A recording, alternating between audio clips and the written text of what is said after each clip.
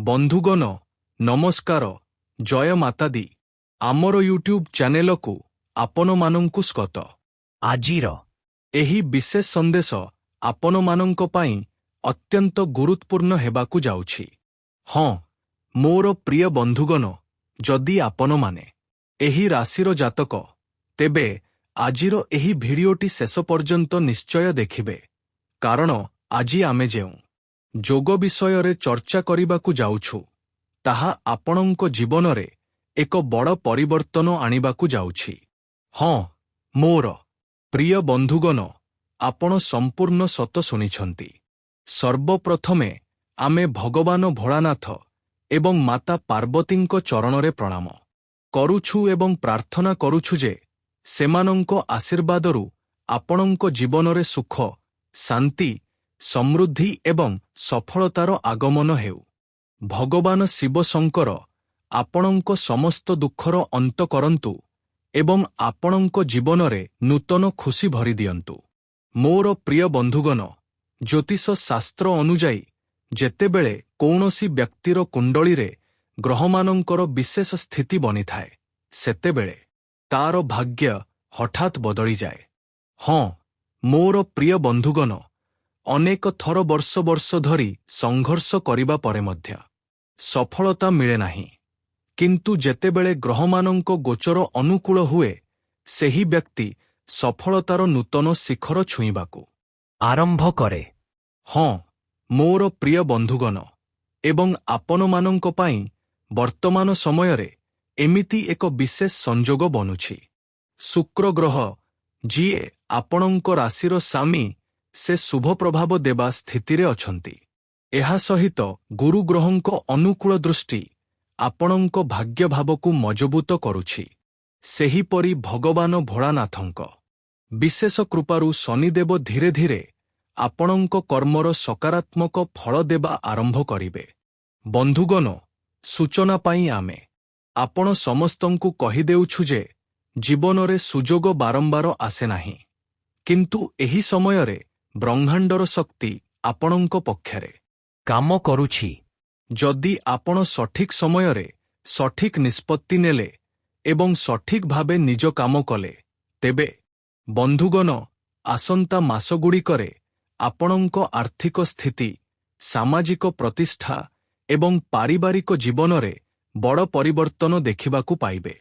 ହଁ ମୋର ପ୍ରିୟ ବନ୍ଧୁଗଣ, ଜ୍ୟୋତିଷ ଶାସ୍ତ୍ର କୁହେ ଯେ ଯେତେବେଳେ ନବମ ଭାବ ଅର୍ଥାତ୍ ଭାଗ୍ୟ ଭାବ ଏବଂ ଦଶମ ଭାବ ଅର୍ଥାତ୍ କର୍ମ ଭାବ ମଜବୁତ ହୁଏ, ସେତେବେଳେ ବ୍ୟକ୍ତିର ଜୀବନରେ ହଠାତ୍ ଉନ୍ନତି ହୁଏ।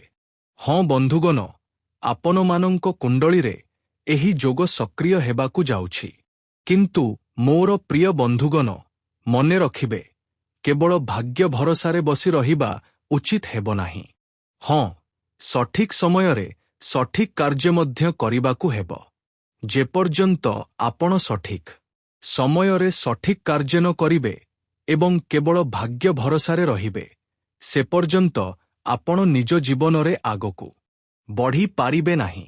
ଭଗବାନ ମଧ୍ୟ ସେହି ବ୍ୟକ୍ତିଙ୍କୁ ସାହାଯ୍ୟ କରନ୍ତି ଯିଏ ନିଜେ କର୍ମ କରେ। ହଁ ବନ୍ଧୁଗଣ, ଦେଖନ୍ତୁ ବନ୍ଧୁଗଣ, ଭାଗ୍ୟ ଏବଂ ଭଗବାନ ଦୁହେଁ ସାହାଯ୍ୟ କରନ୍ତି, ରାସ୍ତା ଦେଖାନ୍ତି, କିନ୍ତୁ ସେହି ରାସ୍ତାରେ ଚାଲିବାକୁ ଆପଣଙ୍କୁ ହିଁ ପଡ଼ିବ। ତେଣୁ ଯେଉଁ ସୁଯୋଗ ଆପଣଙ୍କ ସାମ୍ନାକୁ ଆସୁ ତାକୁ ଗମ୍ଭୀରତାର ସହ ବୁଝନ୍ତୁ ଏବଂ ଭାବିଚିନ୍ତି ନିଷ୍ପତ୍ତି ନିଅନ୍ତୁ, ତେବେ ଯାଇ ଆପଣ ନିଜ ଜୀବନରେ ଆଗକୁ ବଢ଼ିପାରିବେ। ହଁ ବନ୍ଧୁଗଣ, ଭିଡିଓଟି ବହୁତ ଖାସ୍, ବହୁତ ଗୁରୁତ୍ୱପୂର୍ଣ୍ଣ।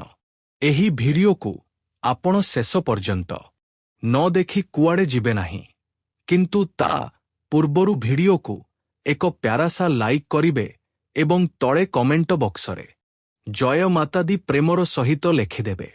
ମାତା ରାଣୀଙ୍କ ସିଧା ଆଶୀର୍ବାଦ ଆପଣ ଏବଂ ଆପଣଙ୍କ ପୂରା ପରିବାର ଉପରେ ସର୍ବଦା ରହିବ।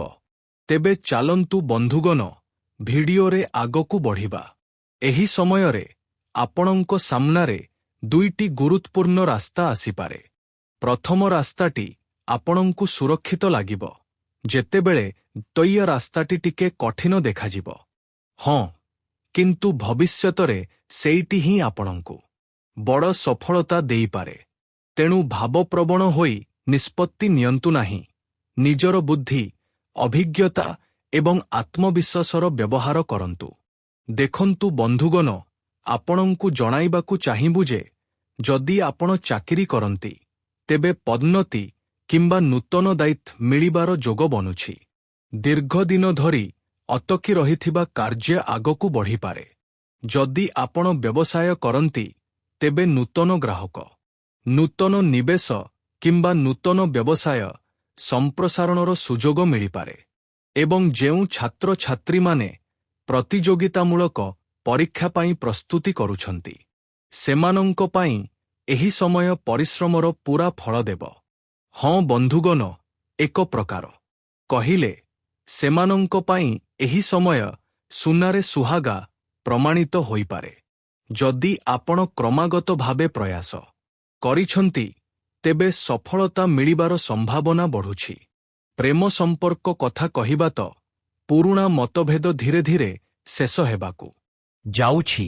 ଜୀବନସାଥୀଙ୍କ ସହଯୋଗ ମିଳିବ ଏବଂ ପରିବାରରେ ସୁଖଶାନ୍ତିର ବାତାବରଣ ସୃଷ୍ଟି ହେବ। ଯେଉଁମାନଙ୍କ ବିବାହରେ ବିଳମ୍ବ ହେଉଥିଲା, କୌଣସି କାରଣବଶତଃ ବିବାହ କଟିଯାଉଥିଲା କିମ୍ବା ସମ୍ପର୍କ ଆସୁନଥିଲା, ସେମାନଙ୍କ ପାଇଁ ମଧ୍ୟ ଶୁଭ ସମାଚାର ମିଳିବାର ସଂକେତ ଦେଖାଯାଉଛି। ହଁ, ଆର୍ଥିକ ଦୃଷ୍ଟିକୋଣରୁ ମଧ୍ୟ ଏହି ସମୟ ଲାଭଦାୟକ ଦେଖାଯାଉଛି। ହଠାତ୍ ଧନଲାଭର ମଧ୍ୟ ଯୋଗ ବନୁଛି। ଅଟକି ରହିଥିବା ଧନ, ଫସି ରହିଥିବା ଟଙ୍କା ମିଳିବା କିମ୍ବା ଆୟର ନୂତନ ଉତ୍ସ ବନିବାର ସମ୍ଭାବନା ଦେଖାଯାଉଛି। ତଥାପି ଅନାବଶ୍ୟକ ଖର୍ଚ୍ଚରୁ ଏବେ ଆପଣଙ୍କ ପାଇଁ ବଞ୍ଚିବା ଆବଶ୍ୟକ ରହିବ। ଫାଲତୁ ଖର୍ଚ୍ଚ ଏବଂ ଫାଲତୁ ବିବାଦରୁ ଏବେ ଆପଣଙ୍କୁ ବଞ୍ଚି ରହିବା ହିଁ ଜରୁରୀ। ସ୍ୱାସ୍ଥ୍ୟକୁ ନେଇ କହିବା ତ ନିୟମିତ ଦିନଚର୍ଯ୍ୟା ଆପଣାଇବା ଆପଣଙ୍କ ପାଇଁ ଲାଭଦାୟକ ରହିବ। ହଁ, ଯୋଗ, ଧ୍ୟାନ ଏବଂ ଭଗବାନ ଶିବଙ୍କ ଆରାଧନା ମାନସିକ ଶାନ୍ତି ପ୍ରଦାନ କରିବ। କିଛି ସମୟ ଈଶ୍ୱର ଭକ୍ତି, ପୂଜାପାଠରେ ଲଗାଇବା ଆପଣଙ୍କ ପାଇଁ ଲାଭଦାୟକ ହେବ। ମୋର ପ୍ରିୟ ବନ୍ଧୁଗଣ, ଜ୍ୟୋତିଷ କେବଳ ସମ୍ଭାବନା କହିଥାଏ, ଚୂଡ଼ାନ୍ତ ପରିଣାମ ଆପଣଙ୍କ କର୍ମ।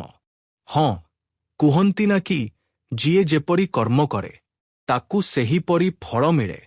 ମୁଁ ତ ଆପଣଙ୍କ ଉଦ୍ଦେଶ୍ୟ କହୁଛି, ଆଗକୁ ହେବାକୁ ଥିବା ସମସ୍ତ ଜିନିଷ କହୁଛି, ଯାହା ଆପଣଙ୍କ ଚିନ୍ତା ଏବଂ ଆପଣଙ୍କ ନିଷ୍ପତ୍ତି ଉପରେ ନିର୍ଭର କରେ। ତେଣୁ କୌଣସି ପରିସ୍ଥିତିରେ ନିରାଶ ହୁଅନ୍ତୁ ନାହିଁ। କଠିନ ସମୟ ସବୁବେଳେ ଅସ୍ଥାୟୀ ନୁହେଁ।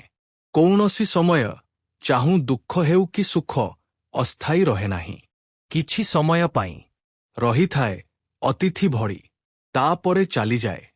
ତେଣୁ ଚିନ୍ତା କରିବାର ଆବଶ୍ୟକତା ନାହିଁ। ହଁ, ବନ୍ଧୁଗଣ, ଆଉ ଲୋକ ଆପଣଙ୍କ ବିଷୟରେ ନିନ୍ଦା କରିବେ, କାରଣ ଯେପର୍ଯ୍ୟନ୍ତ ଆପଣ ଜୀବିତ, ସେପର୍ଯ୍ୟନ୍ତ ଆପଣଙ୍କ ନିନ୍ଦା ହେବ। ମରିବା ପରେ ତ ସମସ୍ତେ ପ୍ରଶଂସା କରନ୍ତି। ହଁ, ଯଦି କଥା ବୁଝା ପଡ଼ୁଛି, ତେବେ ଭିଡ଼ିଓକୁ ଲାଇକ୍ କରିବେ ଏବଂ ତଳେ କମେଣ୍ଟ ବକ୍ସରେ କହିବେ, ଜି ଗୁରୁଜୀ, ଆପଣ ସମ୍ପୂର୍ଣ୍ଣ ସତ କହିଲେ। ଚାଲନ୍ତୁ